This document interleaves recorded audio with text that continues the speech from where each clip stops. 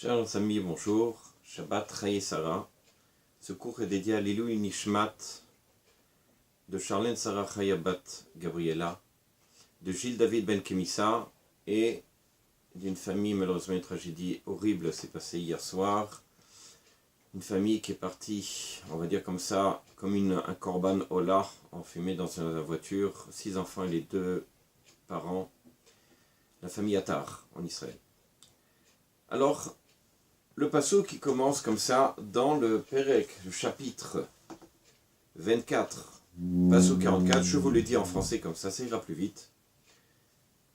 La jeune fille qui sort puiser de l'eau, à qui je dirai « Donne-moi, je te prie, un peu d'eau à boire de ta cruche » et qui répondra « Bois toi aussi et je puiserai de l'eau pour tes chameaux aussi » sera elle la femme qu'Hachem aura désignée pour le fils de mon maître. Alors effectivement ici c'est l'histoire évidemment d'Abraham qui envoie Eliezer son serviteur pour chercher une femme pour Yitzhak. Bien entendu, Rivka sera la femme désignée. Alors le mot ici extraordinaire, le mot désigné par Hachem, la Torah l'emploie le mot de la façon suivante, Asher Ochiach Hachem le ben Adoni. Ochiach, c'est le mot Ochacha, c'est-à-dire remontrance. C'est aussi le mot Ochiach qui va me le prouver. Rashi dit justement à cet endroit, Ochiach birer veodir, c'est-à-dire éclaircir et informer.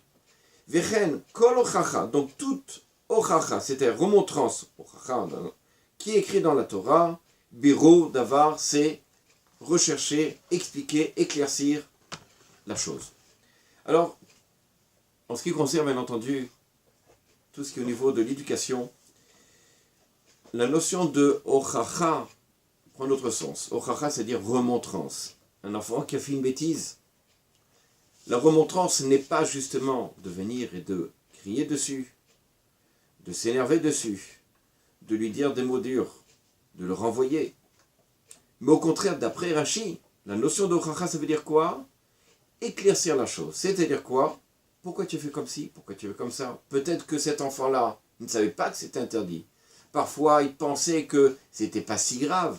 Quoi qu'il en soit, il y a beaucoup de contexte qui fait que l'enfant, il a agi comme ça, comme un homme. Mais un homme, il a déjà son date, son esprit. Il est capable déjà de juger, de jauger si c'est bien ou pas. Mais un enfant, il peut agir sur l'instinct. Et donc, la notion d'ochacha, la notion de remontrance, remontrer un enfant, c'est justement déjà d'éclaircir, de savoir qu'est-ce qui s'est passé avant, bien entendu, de lui donner un message, une morale, ou s'énerver, chas et shalom, contre lui.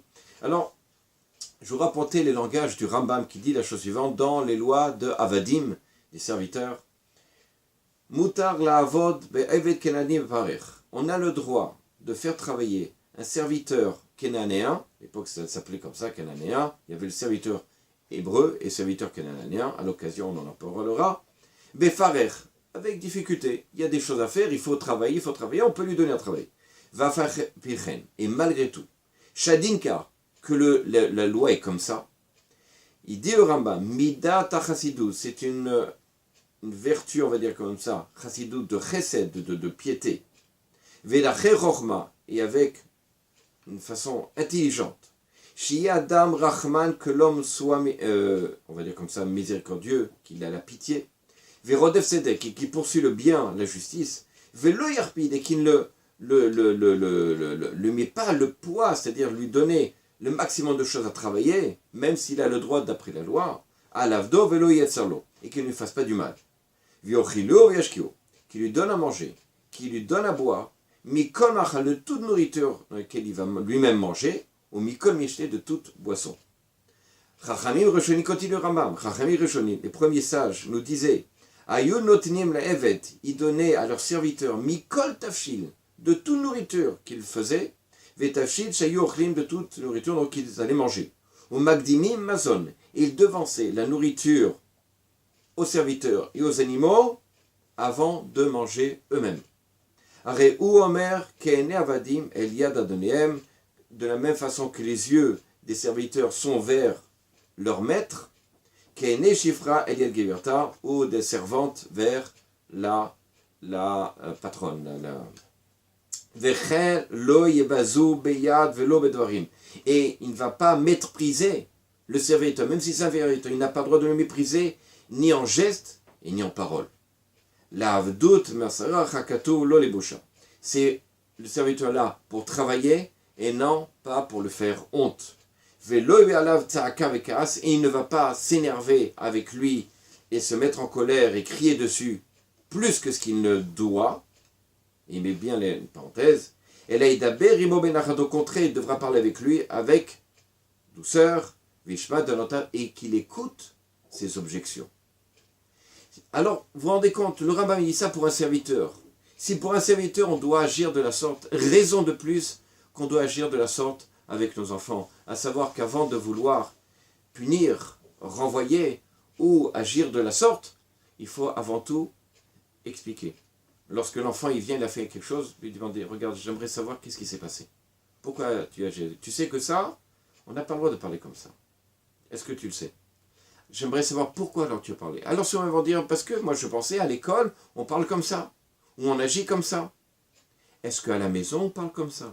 Est-ce que papa ou maman ils parlent comme ça ou ils agissent comme ça? Alors mais malheureusement parfois le papa ou la maman ils ne peuvent pas dire ça parce qu'eux-mêmes ils agissent comme ça. Mais évidemment, on ne peut pas punir un enfant si l'enfant il entend sans arrêt dans la maison des mots grossiers ou des gestes qui sont déplacés. Parce que l'enfant, il récolte ce qu'il voit et il agit ensuite.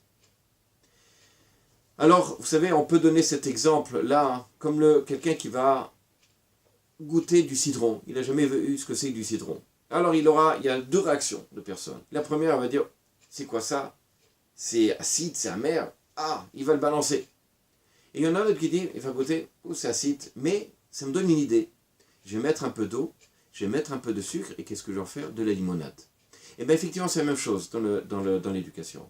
Si un enfant il a mal agi, ben, il y a ceux qui vont dire, s'énerver, crier, le renvoyer, ou il y en a d'autres qui vont dire, on va utiliser ça, on va trouver son potentiel et le développer, mettre un peu de sucre, un peu d'eau, pour diluer ces mauvaises choses, et trouver le bon qui est en lui. Ça, c'est Ochacha. C'est essayer de remontrer, de faire la remontrance.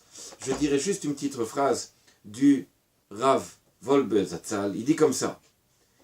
Sache qu'il doit y avoir une règle dans tes mains. Et il doute.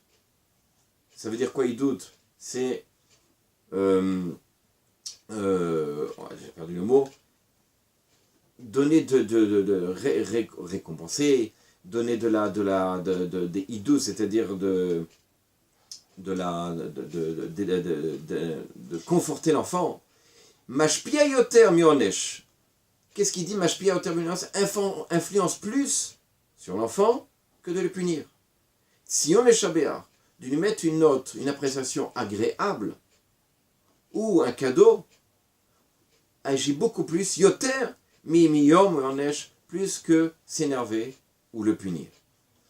Dans tout acte qui est on va dire comme ça, de le remettre à sa place, de lui dire des belles choses. Si on est chabé à repras, de lui donner un cadeau, de lui donner une bonne récompense.